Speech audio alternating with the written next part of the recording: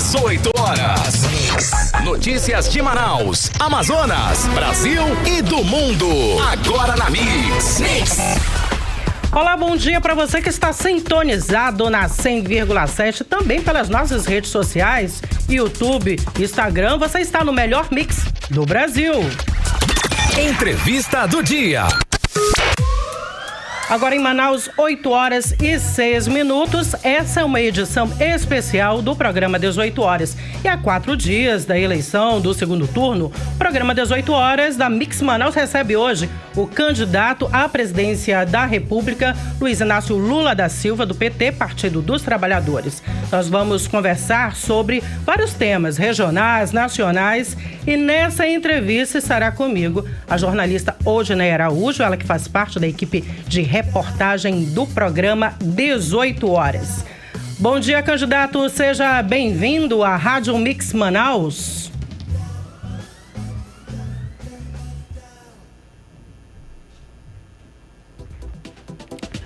É um prazer poder falar com vocês. Estou pronto para a entrevista. Então, candidato, a região norte representa 45% da área territorial brasileira, mas responde por pouco mais de 5% do PIB nacional. Temos aí uma atrofia demográfica e econômica séria. Não temos uma política de desenvolvimento para mudar essa realidade. O que o senhor pensa em executar para mudar essa situação na Amazônia? Olha, primeiro é importante que o povo saiba o que já foi feito no estado do Amazonas no período do meu governo e no período do governo da Dilma. Eu posso te dizer aqui, olhando no seu rosto, que em nenhum momento da história o estado do Amazonas recebeu de investimento do governo federal que recebeu no nosso governo, e eu poderia citar algumas obras importantes que nós fizemos aí. A primeira coisa foi que eu assinei uma renovação por mais 10 anos para a Zona Franca de Manaus, e depois da Dilma assinou por mais 60 anos, revogou a Dilma, ou seja, aumentou para 60 anos a permanência da Zona Franca de Manaus com os benefícios que ela merece ter. O que eu acho estranho é que agora o atual presidente tenta tirar os benefícios da Zona Franca de Manaus numa demonstração de que ele não conhece o significado da existência da Zona Franca de Manaus para a economia do estado, para a economia da cidade e para a região norte do país.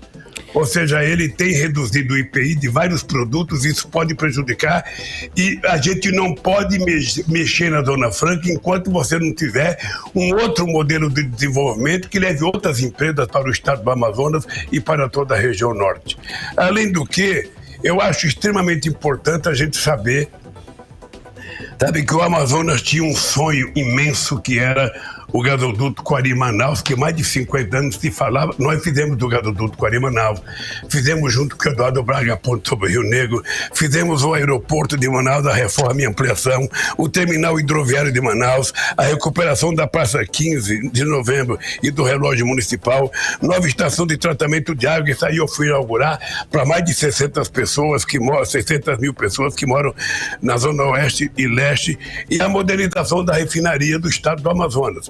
Ou seja, apenas algumas obras que nós fizemos de extrema importância para o estado, e é preciso que o governo federal faça todo o esforço para manter funcionando a Zona Franca de Manaus, porque se ela for extinta, se as empresas continuarem saindo como já saiu da Zona Franca de Manaus algumas empresas, a gente pode ter um caos de desemprego na Zona Franca de Manaus. Eu lembro que no nosso governo a gente conseguiu criar, sabe, o número de 630 vagas direto, 630 mil vagas de emprego direto e indireto no estado do Amazonas. Se parar o incentivo, a gente não sabe o que vai acontecer no estado.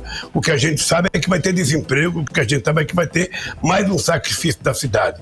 Por isso, eu quero dizer alto e bom som. Nós vamos manter a Zona Franca com os benefícios dos impostos que ela precisa ter para que o estado do Amazonas possa continuar funcionando. Candidato Lula, bom dia. Odineia falando. Obrigada pela participação aqui na Mix.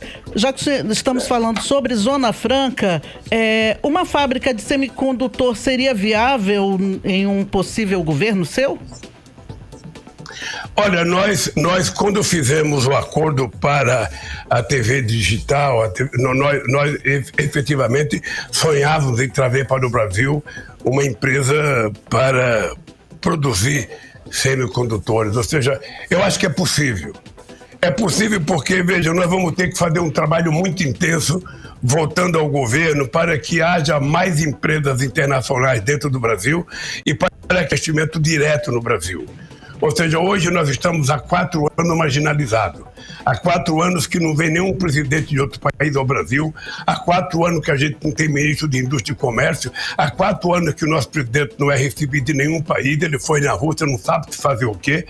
Ou seja, então o dado concreto é que o Brasil, que é um protagonista internacional, precisa efetivamente, a partir de agora, o partido precisa retomar a sua relação internacional com toda a Europa, com a China, com os países asiáticos, com os países do Oriente Médio, com os países árabes, com os países da América Latina, com os países da África e, sobretudo, com os Estados Unidos e com a China, que são as 2 economias mais importantes do mundo e economias que o Brasil tem uma belíssima e boa relação, pelo menos era assim no tempo que eu era presidente da República.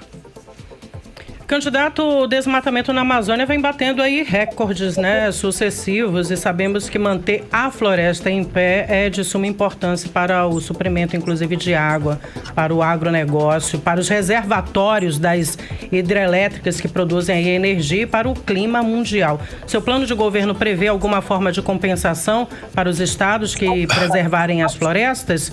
O mercado de carbono, por exemplo, vai acontecer de fato se o senhor for eleito? Eu acredito que não é que vai acontecer, é que precisa acontecer. Veja, já está provado cientificamente que você não precisa disputar, você não precisa tirar nenhuma árvore na Amazônia para você plantar soja, plantar milho ou criar gado. Ou seja, nós temos 30 milhões de terras degradadas, de pasto e outras coisas que já foram plantadas, que você pode recuperar, duplicar a produção de alimento no Brasil, sem precisar derrubar uma árvore. O que nós precisamos é o seguinte: o Estado tem que ter uma compensação, sim. É preciso que a gente crie uma política de incentivo, é preciso que a gente faça um estudo profundo, e aí temos que fazer parceria com outros cientistas do mundo para que a gente possa pesquisar profundamente a biodiversidade da Amazônia. E quem sabe extrair da biodiversidade da Amazônia produtos para uma indústria de fármacos ou, quem sabe, para uma indústria de cosméticos. Ou seja, é plenamente possível. A gente tem que saber a importância da Amazônia para o mundo e o mundo tem que fazer um esforço para ajudar o Brasil a cuidar da Amazônia. A gente não abre mão da soberania da Amazônia, mas a gente sabe da importância dela para o mundo, a gente sabe da importância dela para o clima no planeta Terra e que, portanto, as pessoas têm que arcar com a despesa para que a gente possa cuidar com muito carinho, com muito amor da Amazônia, mas, sobretudo, cuidar do povo da Amazônia. Porque são mais de 25 milhões de pessoas que moram e que precisam trabalhar, comer, se vestir, passear, ter acesso a lazer, e é da responsabilidade do Estado cuidar que essas pessoas tenham acesso a tudo que é essencial à sobrevivência humana. Candidato Lula, o Amazonas tem uma situação privilegiadíssima na questão de fertilizantes, e nesse contexto de guerra entre Rússia e a Ucrânia, a gente viu o quanto o mundo todo ficou refém de fertilizantes da Rússia, inclusive o Brasil, por exemplo. E o Amazonas tem gás rico em nitrogênio, tem fosfato de alta qualidade no sul do estado, no município de Apuí, por exemplo, tem 3 depósitos de classe mundial de potássio com valor estimado em 310 bilhões de dólares. O Brasil só produz 5%, e esse é o nosso grande problema, que a gente produz 5% do que nós necessitamos, sendo o maior importador de potássio do mundo. O seu governo, por exemplo, dará prioridade para acelerar a produção de potássio no Amazonas? Linéia, o problema de fertilizante no Brasil é que, como o fertilizante era barato, ou seja, nunca se levou muito a sério a questão da autossuficiência do fertilizante no Brasil. Antes de eu deixar o governo, a gente estava construindo uma fábrica de ureia, sabe, em Três Lagoas, no Mato Grosso do Sul. A gente estava fazendo uma fábrica de amônia em Uberaba, em Minas Gerais. A gente tinha fábrica de produção no Paraná e em Sergipe. Isso foi fechado ou foi privatizado. O que acontece é o seguinte: agora o Brasil descobriu, com essa guerra da Ucrânia, de que você, para ser o primeiro produtor de alimentos do mundo, e o Brasil tem condições de ser, é preciso que você seja autossuficiente em fertilizante. E nós temos, não só no estado do Amazonas, mas em outros estados, nós temos tudo o que é preciso para que a terra possa ser preparada para produzir mais. O que é importante é o seguinte: eu lembro que quando eu era presidente, a Petrobras tinha uma concessão de uma área muito grande na Amazônia, que tinha muito potássio, e a gente estava discutindo como explorar a terra, o potássio na Amazônia. E qual é o cuidado que a gente tem que ter? É que a gente não pode jogar, sabe, qualquer rejeição, qualquer rejeito, qualquer coisa, sabe, nas águas do Amazonas. A gente precisa tomar muito cuidado, muita responsabilidade, porque a gente não pode tentar beneficiar um setor e prejudicar outro. E para nós, a floresta amazônica, ela é imprescindível para a manutenção, sabe, do ar no planeta, para que a gente não respire gás carbônico, para que possa manter o clima de chuva. Ela tem muita importância para isso, não para o Brasil, para o mundo. Então, nós vamos estudar. Eu quero que o Brasil seja autossuficiente em todos os fertilizantes e nós vamos trabalhar muito para ver aonde é melhor, o que pode ser feito na Amazônia sem prejudicar esta Amazônia. O Brasil precisa se tornar um país autossuficiente em todos os fertilizantes. Candidato Lula, um dos problemas crônicos que nós temos aqui no Amazonas, na área de infraestrutura, é a situação caótica da BR-319, que liga Manaus a Porto Velho. Agora mesmo, a estrada está com o tráfego suspenso por conta de 2 pontes, que desabaram. O senhor já prometeu, inclusive, no segundo mandato, reconstruir a estrada e não fez. Bolsonaro também, afinal, teremos essa estrada reconstruída caso o senhor seja eleito novamente? Odineia, você deve ter acompanhado, quando eu era presidente, a briga ambiental para a gente fazer a BR-319. Você deve ter acompanhado, porque na época o Alfredo era ministro do Transporte, sabe, nós decidimos fazer a BR-319 e aconteceu que teve uma briga, sabe, sobre a questão ambiental muito séria. Ou seja, nós nos propomos a fazer tudo o que fosse necessário, inclusive construir espaço para que os bichos, os lagartos pudessem atravessar de um lugar para o outro, sabe, todos os animais pudessem transitar por debaixo de vários lugares que a gente ia criar, mas lamentavelmente a briga ambiental era tão grande, envolvia tanta gente, que a gente não conseguiu a liberação para fazer a ponte. Depois eu sei que a Dilma tentou também, e é uma questão ambiental muito séria, que nós vamos ter que começar tudo outra vez, porque eu acho que a BR-319 é imprescindível do Amazonas ser ligado a Rondônia e a economia dos 2 estados poderem crescer. Você está lembrado que a gente já fez a ponte, mas era preciso que a gente fizesse a BR-319. Você não tem noção, Odineia, quantas reuniões eu fiz com o setor, com o Ministério do Meio Ambiente e com o Ministério do Transporte. Quantas reuniões, quantas brigas, quantos papéis, ou seja, quantos processos, e a gente não conseguiu fazer. Mas eu tenho em mente que nós precisamos terminar a BR-319 e nós vamos outra vez começar a discussão com o meio ambiente para que a gente possa fazer. E cada vez é mais difícil, porque cada vez as pessoas encontram um argumento para que a gente não faça a rodovia. E eu acho que nós precisamos fazê-la, sabe, com todo o cuidado possível, com todo o compromisso possível, criar todos os mecanismos de proteção, de preservação ambiental, de preservação da nossa floresta, da nossa água, da nossa fauna, mas a estrada é muito importante para o estado do Amazonas e para o estado de Rondônia. Nós vamos outra vez tentar fazer essa estrada. Candidato Lula, milhares de brasileiros e amazonenses não ficam por fora também dessa situação.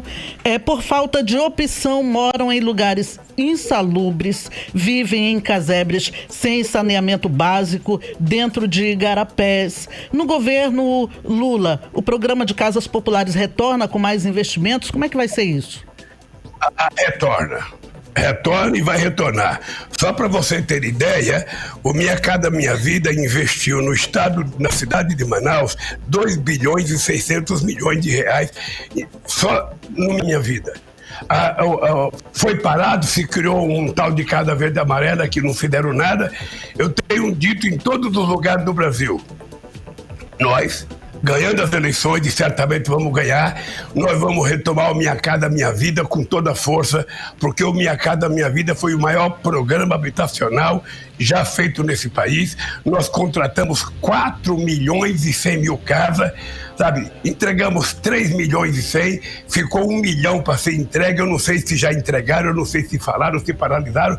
Eu fui numa cidade essa semana, no estado de Minas Gerais, 700 casas que estavam sendo construídas estão paralisadas desde que deram o golpe na presidenta Dilma Rousseff. Então nós vamos retomar a Minha Casa Minha Vida, nós vamos fazer o que falta fazer e vamos estabelecer novos contratos com as prefeituras e com o Estado, porque o atual governo também não conversa nem com o governador e nem conversa com o prefeito.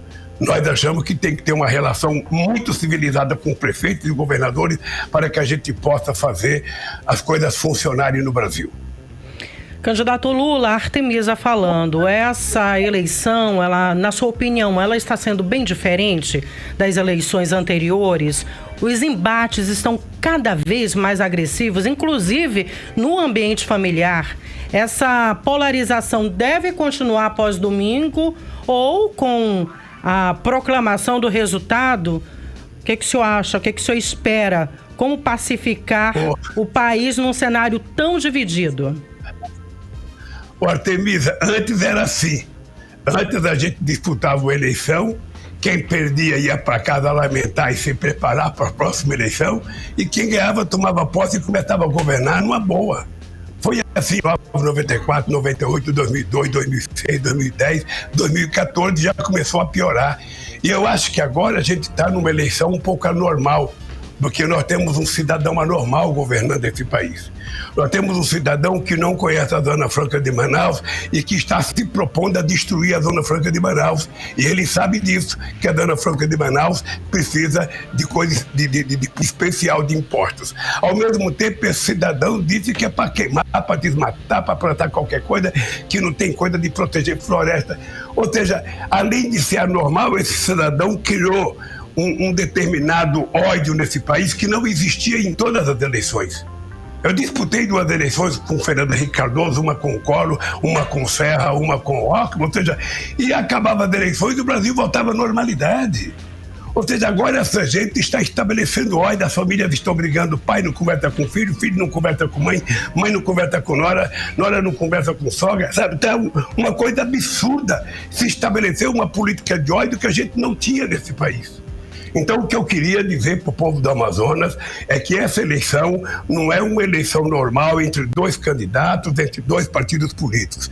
É uma eleição entre a manutenção e a conquista da democracia no nosso país, da recuperação do regime democrático, ou a continuidade da barbárie que representa esse governo Bolsonaro. Uma barbárie. Um cidadão que não pensa em emprego, um cidadão que não pensa nas aposentadorias, um cidadão que não aumentou o salário mínimo. A nova regra da aposentadoria vai fazer as pessoas perderem muito dinheiro. Vai fazer os aposentados e as pensionistas perder muito dinheiro. E aí nós vamos mostrar para vocês como é que vai acontecer essa coisa. Então, a eleição é assim. Ou o povo vai votar para ficar a democracia, ou o povo vai votar para ficar a Zona Franca de Manaus, ou o povo vai votar para continuar, sabe, esse país sendo um país civilizado, ou o povo vai votar na barbárie, que é o presidente Bolsonaro. É isso que está em jogo. E o povo vai decidir soberanamente o que ele decidir, sabe? Todo mundo vai acatar, porque nós não duvidamos da urna secreta. Esse presidente foi eleito 10 vezes pela urna eletrônica e nunca reclamou. Agora, como ele sabe que ele vai perder, ele está tentando encontrar alguma coisa para culpar e está culpando a urna. E ele vai perder as eleições porque ele fez um mau governo, ele não entende de governo, ele não conversa com o governador, não conversa com o prefeito, não conversa com o sindicato, não conversa com o empresário, não conversa com o movimento de saúde, não conversa com o indígena, não conversa com o quilombola. Ou seja, ele conversa só com a família dele e se prepara todo dia para fazer suas lives e contar mentira para o país. Então é preciso mudar. E eu acho que o povo vai votar, sabe, de forma soberana na democracia. E agora? O que eu acho é que o bolsonarismo vai continuar. O ódio vai continuar um tempo, os fanáticos vão continuar por um tempo, mas eu acho que a gente vai ter um processo de reconciliação com a sociedade brasileira. Você sabe que quando eu fui presidente, eu montei um Conselho de Desenvolvimento Econômico e Social que participavam 100 empresários sindicalistas, grandes empresários, pequenos empresários, porque é assim que a gente vai restabelecer um processo civilizatório de governança no Brasil. Eu acredito nisso. Eu nasci na vida política fazendo negociação e eu acho que nós vamos estabelecer uma política de boa convivência com a sociedade brasileira. Chega de animosidade, chega de armas. Nós queremos livros, nós queremos cultura, nós queremos educação. Armas matam, educação, sabe, ensina as pessoas. É isso que nós queremos. Candidato Lula, o senhor já declarou que não vai disputar a reeleição, caso seja eleito no próximo domingo, e que o seu governo não será do PT. A gente tem presenciado a senadora Simone Tebet marchando com o senhor muito diariamente nessa reta final, e caso o senhor seja eleito, ela será ministra no seu governo, e já existe também um nome para um Ministério da Economia? Rodinéia, eu não vou sentar na cadeira antes de ganhar, querida. Eu primeiro quero ganhar as eleições. Depois que eu ganhar as eleições, eu vou começar a discutir o ministério. Porque, veja, se eu, antes de ganhar as eleições, indicar alguém para qualquer cargo, eu vou arrumar animosidade com os que não cabem. Então, não está na hora de anunciar nada, está na hora de ganhar as eleições. E veja, por que eu disse que não é o governo do PT? Porque o meu primeiro governo já não foi o governo do PT. É importante lembrar que eu levei o Furlan para a indústria e comércio, o Furlan era o presidente da FAB. Eu nem conheci o Furlan. Eu levei o Roberto Rodrigues, que era um fazendeiro, para o Ministério da Agricultura. O Tomás Bastos não era do PT, o Celso Amorim não era do PT. Então, veja, o Valfrido não era do PT. Então, eu vou fazer um ministério que represente a sociedade brasileira, competentes e com gente fora do PT. Sabe, por exemplo, eu estou recebendo o apoio da senadora Simone, a companheira Marina voltou, sabe, a trabalhar junto conosco, embora ela pertença a outro partido político. Nós recebemos apoio de muita gente do PSDB, muita gente do PSDB, nós recebemos apoio e nós temos recebido apoio de muita gente, economistas importantes, empresários importantes, advogados importantes, militantes políticos importantes, e a gente então vai construir um ministério que represente os interesses da sociedade brasileira com gente capacitada. Eu vou criar o Ministério dos Povos Originários, sabe, que eu acho que está na hora da gente respeitar um pouco os indígenas brasileiros. Eu vou recriar o Ministério das Mulheres, o Ministério da Igualdade Racial. Nós vamos recompor o Ministério da Cultura, que é uma coisa muito importante que foi acabada. E nós vamos fazer com que haja também o Ministério da Indústria e Comércio para colocar alguém que viaje o mundo, sabe, divulgando o Brasil, vendendo os produtos brasileiros lá fora. Não sei se você está lembrada que a gente, quando cheguei na presidência, era 100 bilhões de dólares no fluxo de comércio entre o Brasil e o mundo, e quando eu deixei já estava em 482 bilhões de dólares.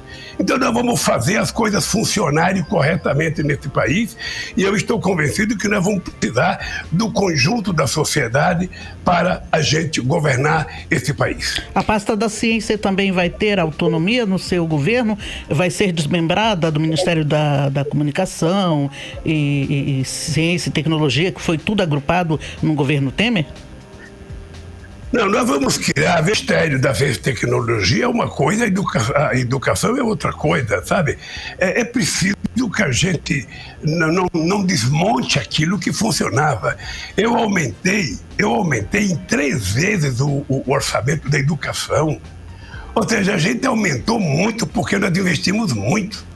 Você não sabe a emoção que eu tive quando eu fui a Coari e lá tinha um braço da Universidade Federal em Coari, com professores importantes dando aula lá, professores que participavam das grandes universidades em São Paulo. Eu fiquei muito emocionado quando a gente investiu nas escolas técnicas pelo interior do estado do Amazonas. Então o Ministério da Educação é uma coisa muito à parte, é uma coisa muito, muito, muito, muito importante. Porque sem educação a gente não vai a lugar nenhum. E sem investimento em ciência e tecnologia, a gente não vai a lugar nenhum. Ou seja, não há exemplo de país desenvolvido no planeta Terra sem antes ter investido em educação e ter investido em ciência e tecnologia. Então, esses ministérios vão voltar a funcionar para o bem do Brasil. E eu espero, sabe, que o Eduardo Braga ganhe as eleições no estado do Amazonas, porque nós já fizemos uma parceria extraordinária quando ele foi governador. A Dilma fez uma parceria extraordinária com o Maravis, e eu espero que a gente possa retomar a parceria com o estado do Amazonas para que a gente possa fazer investimento, ou com dinheiro do orçamento da União, ou com dinheiro de financiamento do BNDES, ou com dinheiro de financiamento do próprio setor privado. É plenamente possível fazer isso. Por isso, o estado do Amazonas tem que ser um estado atrativo, sabe? É por isso que nós fizemos muitos portos nas cidades pequenas do interior, é por isso que nós tratamos muito de água nas pequenas cidades do interior, sabe? Então, eu acho que olhar o interior do estado do Amazonas é tão precioso quanto olhar a capital do Amazonas. A gente tem que fazer as cidades se desenvolverem, porque é importante para o estado do Amazonas o desenvolvimento. Você não sabe como foi difícil fazer o Luz para Todos, Artemisa. Muito difícil, ou seja, a gente começou levando poste de cimento, era muito pesado, depois levamos o poste de madeira, era pesado, até que nós arrumamos um tipo de produto que fizemos pesava menos e ficou mais fácil a gente fazer o Luz para Todos no estado do Amazonas, que são lugares muito distantes, mas as pessoas precisam ser respeitadas porque todos têm o direito de receber os benefícios da civilização. Energia elétrica é imprescindível para os povos que moram à beira e às margens dos rios importantes que tem no estado do Amazonas. Candidato Lula, eu gostaria ainda de insistir na pergunta da jornalista Odineia em relação à senadora Simone Tebet. Ela que tem sido uma forte aliada sua nessa reta final. De alguma forma, caso o senhor seja eleito, ela com certeza deve fazer parte da sua equipe nos próximos 4 anos? Inclusive da equipe de transição, né? Primeiro, eu vou repetir apenas para não ficar nominando, porque qual é a minha preocupação? A minha preocupação é que, dependendo da resposta que eu der, amanhã um jornal do Amazonas publica a manchete: Lula escolheu Simone para ser ministra. E eu não quero assim, porque a gente vai ter que conversar com o PMDB. A Simone, embora ela esteja me apoiando imenso, eu sou agradecido pelo trabalho que ela está fazendo, muita dedicação, ela é um quadro político importante, ela é uma mulher competente, ela valorizou muito a participação da mulher na campanha. Obviamente que a gente pode ter muita contribuição da Simone, mas eu só não posso dizer que ela vai ser ministra, porque eu estaria precipitando uma coisa que eu não quero precipitar. Falta apenas 4 dias para as eleições, Artemisa, só 4 dias. Quando chegar às 7 horas da noite, 8 horas, nós vamos ter o resultado. Aí sim, se eu ganhar, eu vou começar a discutir o ministério. Aí eu prometo para vocês que eu vou telefonar, vocês vão me fazer uma entrevista e eu vou dizer para vocês quem vai participar do ministério. Mas a equipe já está formada, candidato. A sua equipe já está formada. Não está, veja, eu tenho muitas coisas, mas tenho pensado no meu travesseiro, porque se eu comentar com alguém, vai vazar notícia. Eu não quero que vaze notícia. Tá certo. Tá, eu quero primeiro ganhar as eleições. Esse é o principal objetivo, ganhar as eleições. E você sabe que eleição e mineração, a gente só sabe o resultado depois da apuração. Então vamos votar, vamos apurar. Eu tenho feito um apelo, Artemisa e Odineia, para que o povo compareça para votar, para que o povo não se abstenha, para que o povo não anule o voto, o povo compareça, escolha o seu candidato a presidente da República. É muito importante que o povo compareça para votar.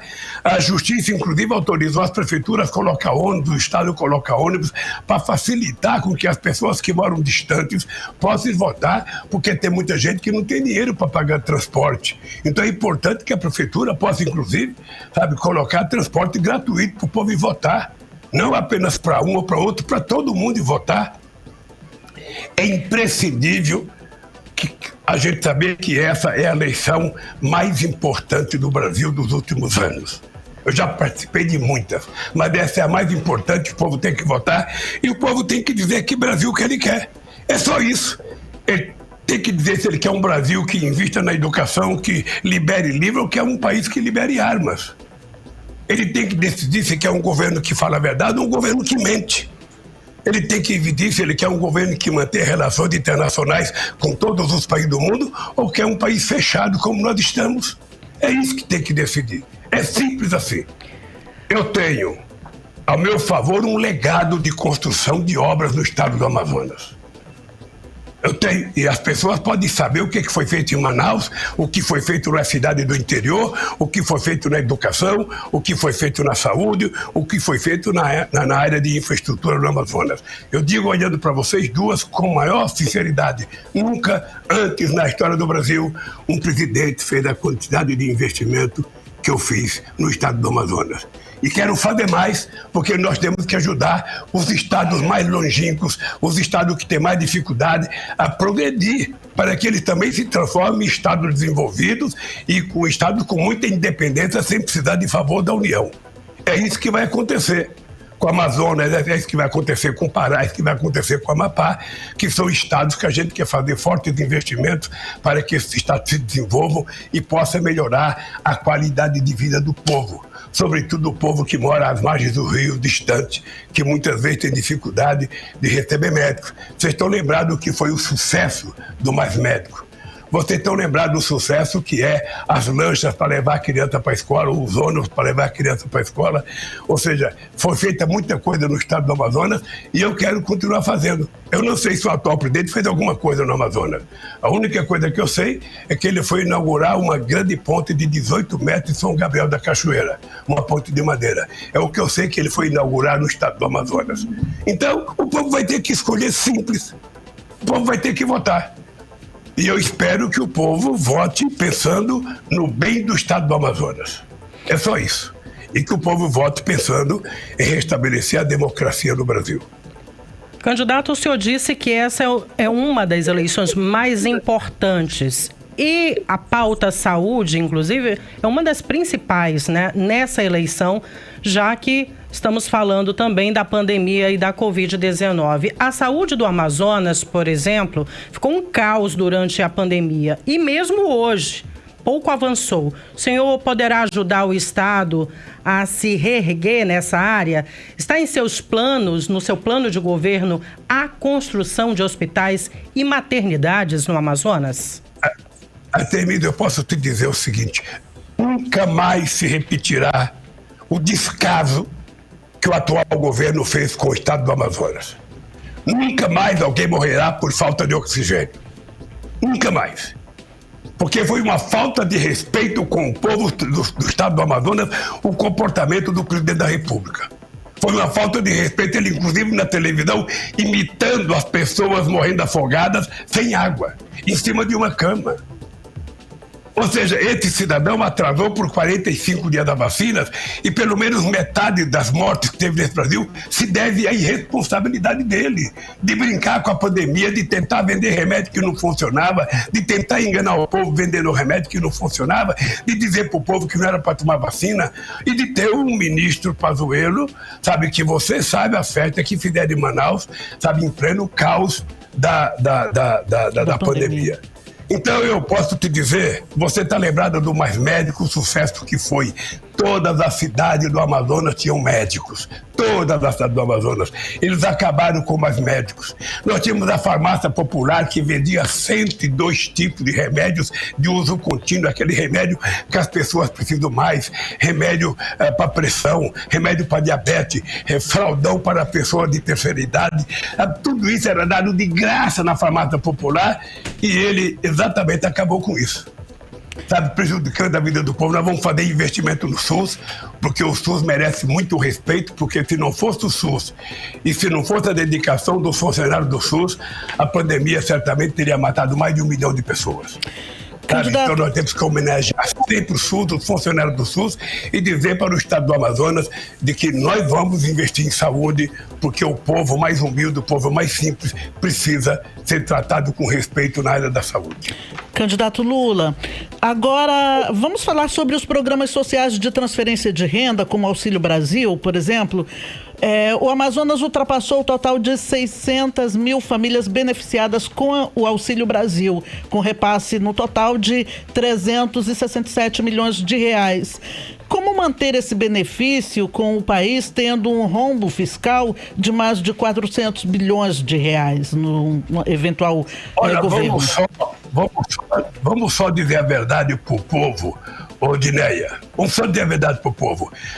O Auxílio Brasil termina dia 31 de dezembro. É isso que está na peça orçamentária que a gente mandou para o Congresso Nacional. Não tem a continuidade do Auxílio Brasil. Não tem a continuidade. O que nós fizemos? Nós tínhamos mandado um projeto de lei para o Congresso Nacional, criando um Bolsa Família de R$600 e mais R$150 por cada criança até 6 anos de idade. Por que o Bolsa Família tem condicionante? Porque para nós interessa que as crianças compareçam à sala de aula. Para nós interessa que as crianças tomem as vacinas. E para nós interessa também que a mulher, se tiver ela faça todos os exames possíveis para que a criança possa nascer com saúde e com muita tranquilidade. Então, nós propusemos isso ano passado, nós vamos aprovar o Bolsa Família e vai manter os R$600 com R$150 para cada filho até 6 anos. O que nós vamos fazer? Nós vamos ter pequena reforma tributária, onde os mais ricos irão pagar mais imposto e o menor não vão pagar. É por isso que nós estamos fazendo a proposta de que quem ganha até R$5.000 não pagará mais imposto de renda. Essa é uma proposta nossa. Quem ganha até R$5.000 não pagará mais imposto de renda. E a outra coisa que nós estamos dizendo é que o salário mínimo vai aumentar, sabe, com aumento real acima da inflação. Então, a gente vai ter que fazer uma política tributária.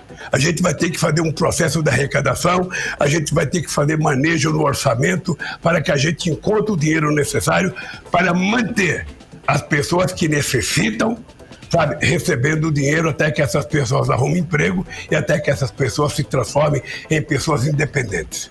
Porque as pessoas são muito sérias.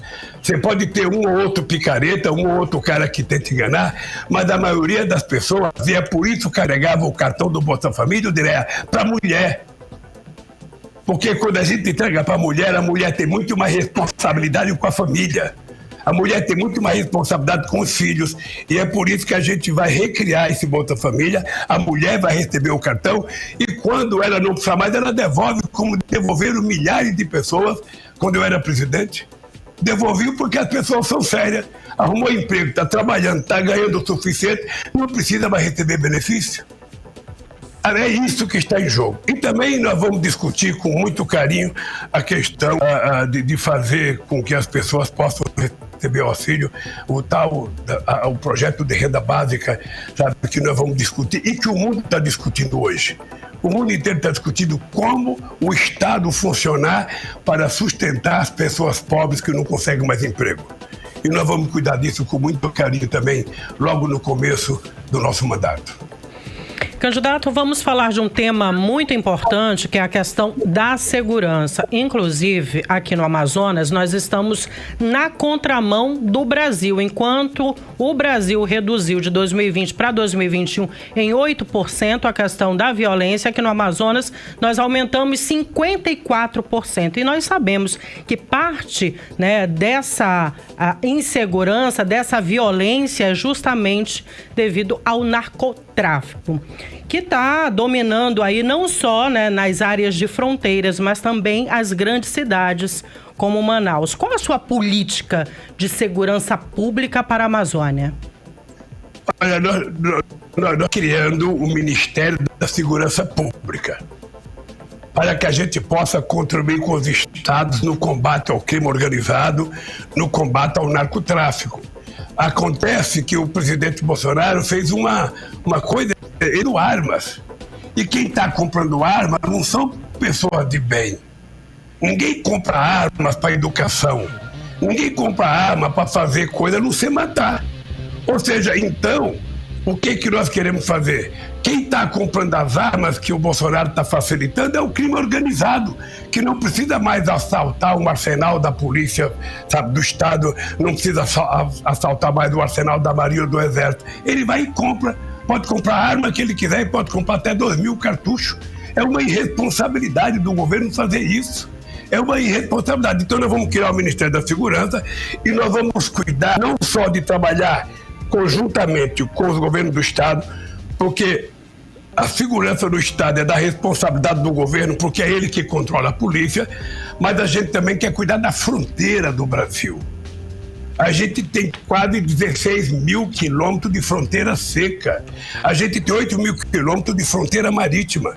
Então a gente precisa tomar muito cuidado em tomar conta dessa fronteira. E é por isso que nós vamos criar o Ministério da Segurança Pública para, além de ajudar os governadores no combate aos crimes dentro do Estado, a gente quer ter uma forte política de controle das nossas fronteiras para evitar o contrabando de arma, para evitar a questão do tráfico, para evitar a questão da droga. A mesma coisa que vai ser muito sério que nós vamos criar. E eu penso que vai funcionar.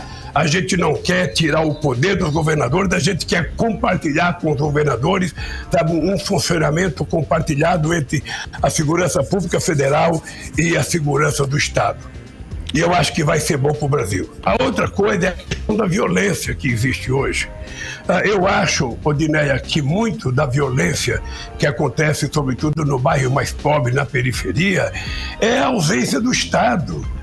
Ou seja, se o Estado estivesse na periferia com educação, com saúde, com transporte, com área de lazer, com cultura, certamente a gente teria menos violência.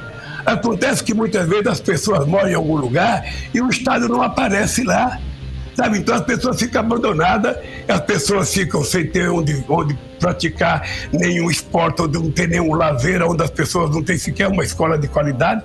Ou seja, pode surgir a violência daí. Então nós vamos também tratar de discutir com os governadores como a gente fazer com que o Estado esteja presente em todos os lugares da periferia, sobretudo nas comunidades mais pobres. A outra coisa é a violência contra a mulher, que tem crescido nesse país. Ou seja, e aí, tanto nas famílias pobres quanto nas famílias de classe média. Nós aprovamos a Lei Maria da Penha quando eu era presidente da República. A lei é muito dura, mas mesmo assim as pessoas desrespeitam a lei. Então nós precisamos criar um novo mecanismo. Nós fizemos aquele Denúncia Mulher, fizemos a Casa Mulher. Nós vamos criar mais instrumentos para que as mulheres possam ter segurança de que não vão apanhar dentro de casa. E se por acaso tiver um marido que agride a mulher, ela tem que perder a vergonha e ela tem que denunciar. Ela tem que denunciar e o Estado precisa cuidar dela. Porque ela muitas vezes não denuncia porque o marido volta outra vez a ser agressivo contra ela. Então é preciso que o Estado crie delegacias para que a gente possa cuidar das pessoas que denunciarem, para que ela nunca mais seja agredida. E o cidadão, se a gente pegar ele, tem que colocar cadeia, porque mulher não foi feita para apanhar de homem. Candidato Lula, a reforma tributária é tema em todas as campanhas eleitorais e nessa não foi diferente. A reforma tributária será prioridade no seu eventual governo e de que forma pode ocorrer?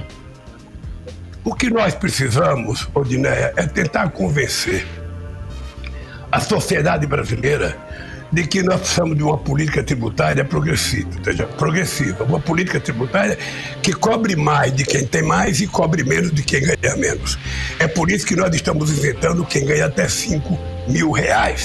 E nós vamos fazer uma proposta que as pessoas que ganham lucros e dividendos paguem um pouco mais, para que a gente possa fazer a distribuição correta nesse país.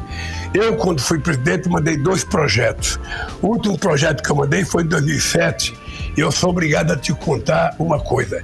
Quando eu mandei a política tributária para o Congresso Nacional, ela tinha sido aprovada pelos 27 governadores de Estado, ela tinha sido aprovada pelas 27 federações de empresários, ela tinha sido aprovada pelo movimento sindical e ela tinha sido aprovada pela liderança do partido no Congresso. Eu pensei, Odineia, que quando a política tributária chegasse no Congresso, ia ser votada por unanimidade. Ou seja, na hora que foi escolhido o relator, a política tributária morreu. Ninguém votou mais. Ou seja, começaram a colocar obstáculo e uma coisa que era unanimidade não foi mais unanimidade e não se votou até hoje. Nós, então, vamos outra vez tentar conversar com o Congresso Nacional, conversar com a sociedade brasileira para mostrar a importância de você ter uma nova política tributária mais progressiva, uma política tributária que cobre mais de quem tem mais e cobre menos de quem tem menos. Porque hoje, do jeito que é, uma pessoa paga, sabe, nas coisas que ele compra, o mesmo imposto que paga uma pessoa rica. E isso não é justo para com as pessoas mais pobres, para com as pessoas que ganham menos. Chegou a hora de taxar as grandes fortunas, os bancos, então? Eu acho que chegou a hora, sempre é a hora. O problema é que você tem uma maioria do Congresso Nacional que não quer. Até porque a maioria que está no Congresso Nacional são pessoas que têm, de certa forma, posses. Não são os pobres que estão dentro do Congresso Nacional. Você pode ter lá 2, 3 ou 4 pessoas pobres, mas a maioria são pessoas de classe média e classe média alta. E alguns muito altos e alguns muito ricos. E essa gente, então, não quer taxar o seu próprio recurso. Quando, na verdade, nós precisamos fazer as pessoas compreender que pagar imposto de renda corretamente é fazer justiça nesse país. É fazer justiça. Quem ganha mais tem que ter a responsabilidade de pagar mais. E quem ganha menos tem o direito de pagar menos. É assim, fácil, e que nós precisamos convencer a sociedade. Se a sociedade estiver convencida, fica fácil você convencer o Congresso Nacional.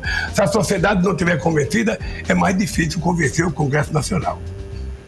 Candidato, agora falando da atuação das ONGs na Amazônia, que gera muita polêmica, inclusive, nós temos aí mais de 15 mil ONGs presentes nos 8 estados amazônicos, sem um controle efetivo do governo. Com o senhor na presidência, haverá um acompanhamento maior das atividades dessas organizações? Eu tive problema com as ONGs. As ONGs prestam um serviço à sociedade, prestam um serviço aos pescadores, prestam um serviço aos trabalhadores rurais, prestam um serviço aos indígenas.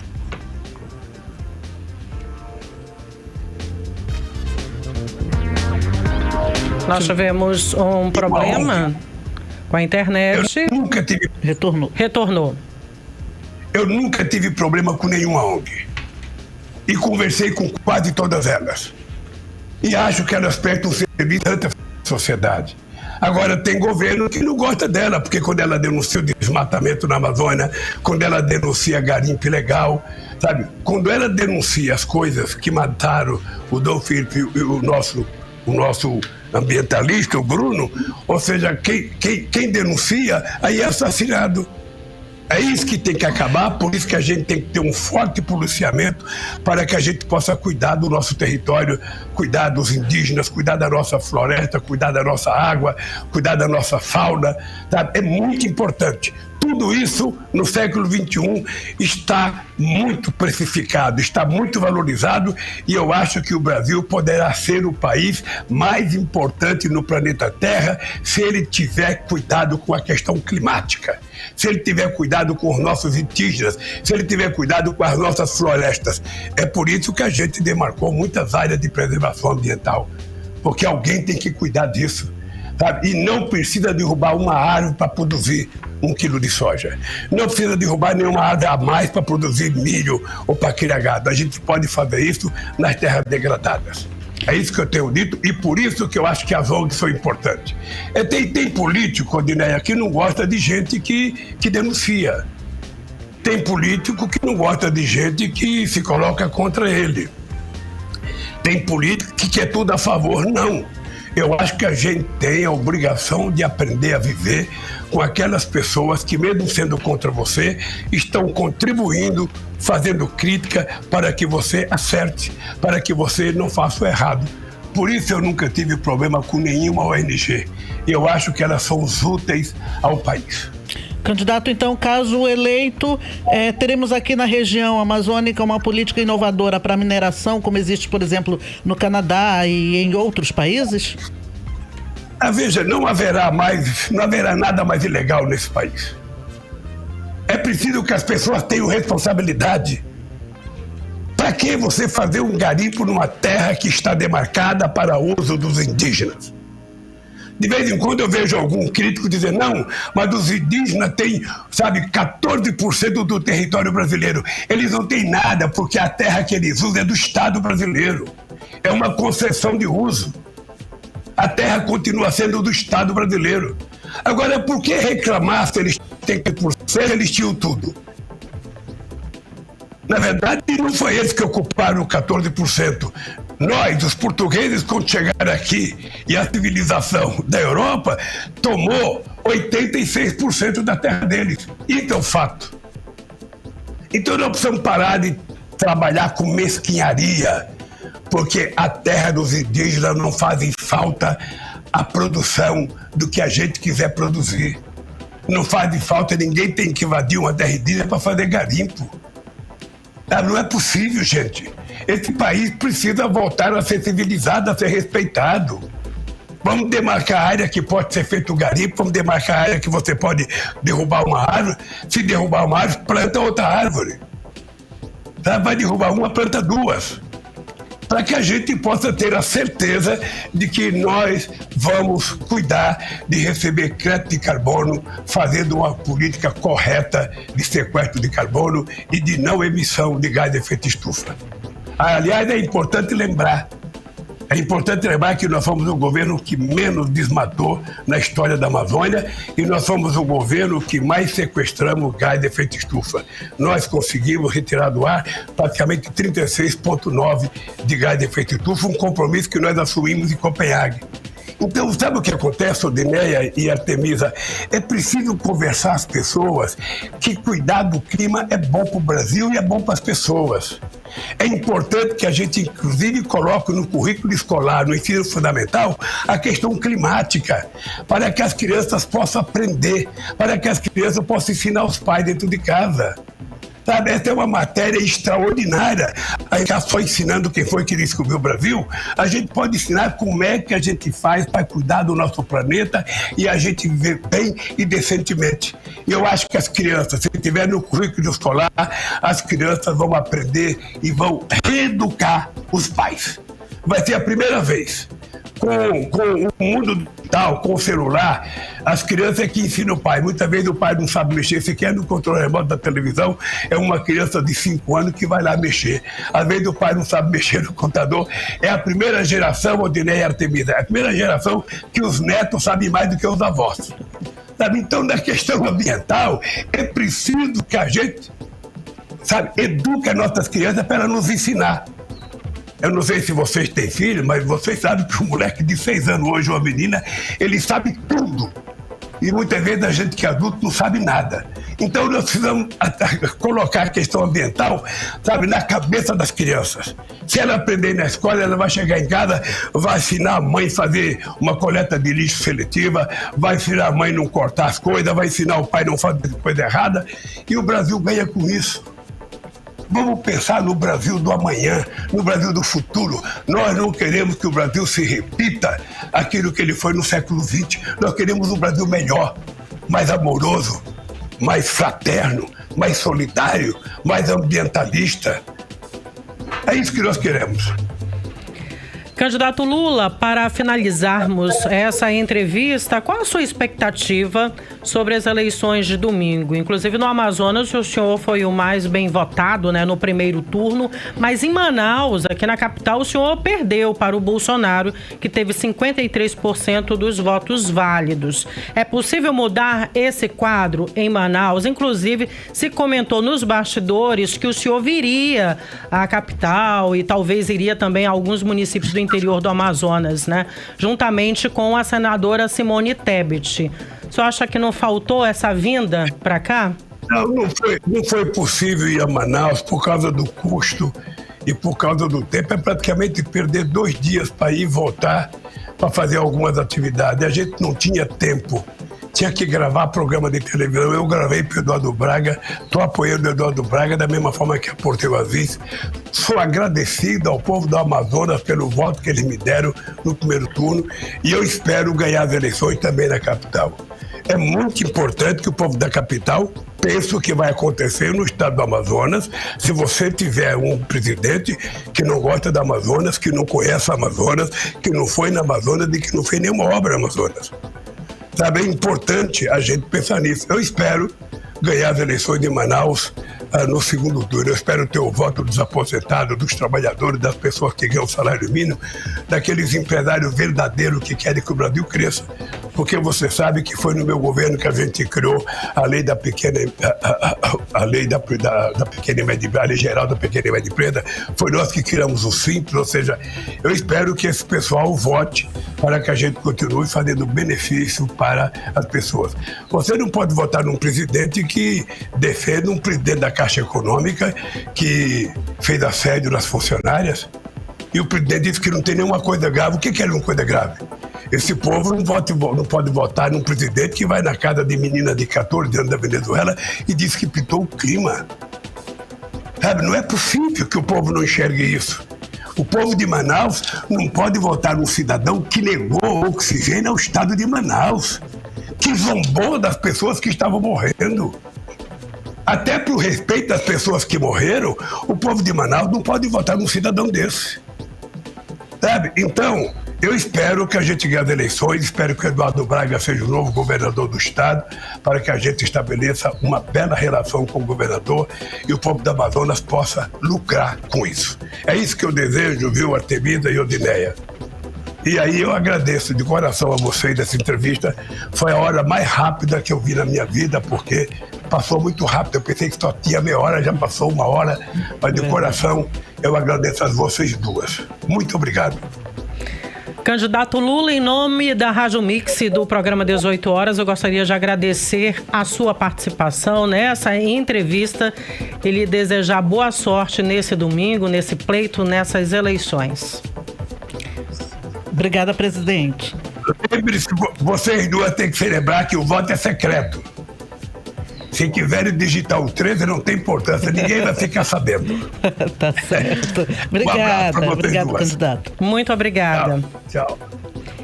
E esse espaço está aberto para o candidato Jair Bolsonaro. O convite foi, inclusive, encaminhado para a assessoria do candidato do PL, mas os assessores alegaram agenda cheia para declinar do convite.